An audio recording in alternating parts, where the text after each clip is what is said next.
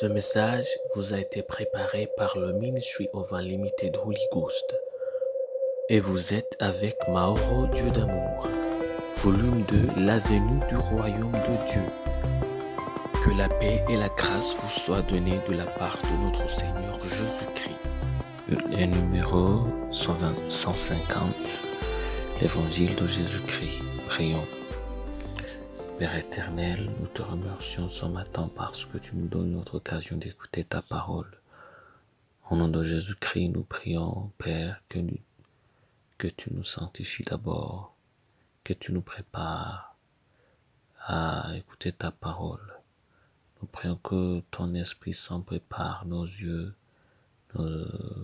prépare nos cœurs, prépare nos oreilles pour entendre et comprendre ta parole. Père, nous te demandons de la force pour que nous puissions nous séparer de toute chose impure. Nous demandons ta force pour que nous puissions marcher selon ta parole.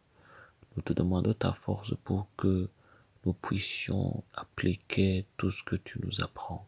C'est au nom de Jésus-Christ que nous prions pour que, Père, tu nous, par ton pouvoir, nous puissions être guéris de toute forme de maladie et de toute forme de trouble qui a été amené par le diable. C'est au nom de Jésus que nous prions. Amen.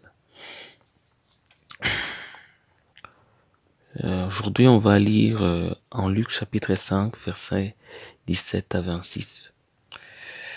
Un jour, Jésus enseignait, des pharisiens et des docteurs de la loi étaient là, assis, venus de tous les villages de Galilée, de la Judée et de Jérusalem, et la puissance du Seigneur se manifestait par des guérisons.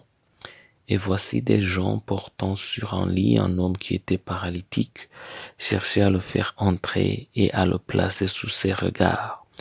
Comme ils ne savaient pas où l'introduire, à cause de la foule, ils montèrent sur le toit et le descendirent par une ouverture avec son lit au milieu de l'assemblée devant Jésus. Voyant leur foi, Jésus dit: l'homme, tes péchés te sont pardonnés. Les scribes et les pharisiens se mirent à raisonner, à dire: qui est celui-ci qui profère des blasphèmes? Qui peut pardonner les péchés si ce n'est Dieu seul? Jésus connaissant leurs pensées, prit la parole et leur dit: quelle pensée avez-vous dans vos cœurs? Lequel est le plus aisé de dire: tes péchés te sont pardonnés, ou de dire: lève-toi et marche? Or, afin que vous sachiez que le Fils de l'homme a sur la terre le pouvoir de pardonner les péchés, je te l'ordonne, dit-il au paralytique: lève-toi, prends ton lit et va à ta maison. Et à l'instant, il se levant en leur présence et prit le lit sur lequel il était couché et s'en alla dans sa maison, glorifiant Dieu.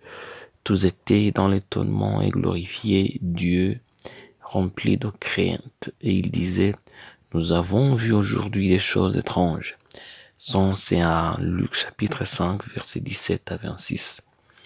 La foi est inarrêtable. Ou la foi inarrêtable. Il est intéressant de lire cette histoire et on se rend compte d'une chose. On parle à peine de celui qui était paralysé.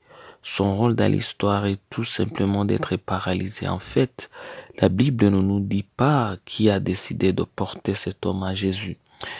Ils l'ont amené à Jésus pour qu'il puisse le guérir. Ce n'était pas comme si c'était eux qui étaient malades. C'était probablement leurs amis, leurs parents ou leurs voisins. Mais dès qu'ils sont arrivés là où se trouvait Jésus, ils n'ont pas pu trouver le moyen de voir Jésus. Alors, ils ont improvisé. Ils sont descendus du plafond. Je veux que vous voyez un mystère. Jésus n'était pas préoccupé par le fait qu'ils aient détruit le plafond de quelqu'un, ou par le fait qu'ils aient sauté parce qu'il y avait probablement beaucoup d'autres personnes malades qui attendaient leur tour. Il s'est seulement concentré sur leur détermination et a décidé de guérir et de pardonner l'homme. Amen. En ce qui concerne la foi, il n'y a pas de règle qui compte, seule la détermination à rencontrer Jésus. Si vous voulez voir Dieu, vous pouvez le voir. La question est de savoir à quel point vous voulez le voir, ou plutôt à quel point vous êtes désespéré. Il n'y a pas de normes à suivre, il n'y a pas de culture à observer. C'est toujours en question de comment vous avez besoin de Dieu. Rappelez-vous que Dieu répond à la faim plus qu'à la prière, pas au mot mais à la soif. Pas au mot mais à la soif. En Matthieu chapitre 5, verset 6, la Bible nous dit « Heureux ceux qui ont faim et soif de la justice, car ils seront rassasiés. » C'était le problème que Jésus avait avec Israël, parce qu'il voyait qu'ils priaient de leurs lèvres, qu'ils avaient besoin de Dieu, mais dans leur cœur, il n'y avait pas un tel besoin. En Matthieu chapitre 15, versets 8 à 9, « Ce peuple m'honore des lèvres, mais son cœur est éloigné de moi. C'est en vain qu'il m'honore, en enseignant des préceptes qui sont des commandements d'hommes. » Dieu ne répond pas à vos prières, mais à votre faim. Ces gens ont été exaucés parce que leur détermination leur a amené à faire l'impensable pour arriver à Jésus. Tous les problèmes que vous voyez et qui sont entre vous et Jésus sont un tas d'excuses. Ne vous plaignez jamais de ne pas avoir le temps, d'être faible ou de ne pas avoir d'argent. Si vous êtes assez déterminé pour voir Dieu, vous verrez Dieu. Donc ne vous contentez pas de prier. Improvisez dans votre foi. Faites ce que vous avez à faire pour rencontrer Jésus. Passez à travers le mur. Jésus n'est que de l'autre côté de ces excuses. Prions. Père Céleste, nous te remercions parce que tu viens de nous enseigner ta parole. Père, nous te demandons que tu nous accordes une foi inébranlable pour que nous puissions toujours voir Dieu. Nous te prions, Père, pour que notre foi soit grande, s'agrandisse, pour que dans tout ce que nous faisons, notre foi puisse passer ou monter des murs, des excuses et des problèmes qui nous empêchent de voir tes miracles, de voir ta gloire. C'est au nom de Jésus-Christ que nous prions. Amen. La promesse d'aujourd'hui, on va la lire en Matthieu chapitre 17, verset 20. C'est à cause de votre incrédulité, leur dit Jésus. Je vous le dis en vérité, si vous aviez de la foi comme un grain de sénévé, vous diriez à cette montagne, transporte-toi d'ici là, et elle se transporterait. Rien ne vous sera impossible. Ça, c'est en Matthieu chapitre 17, verset 20.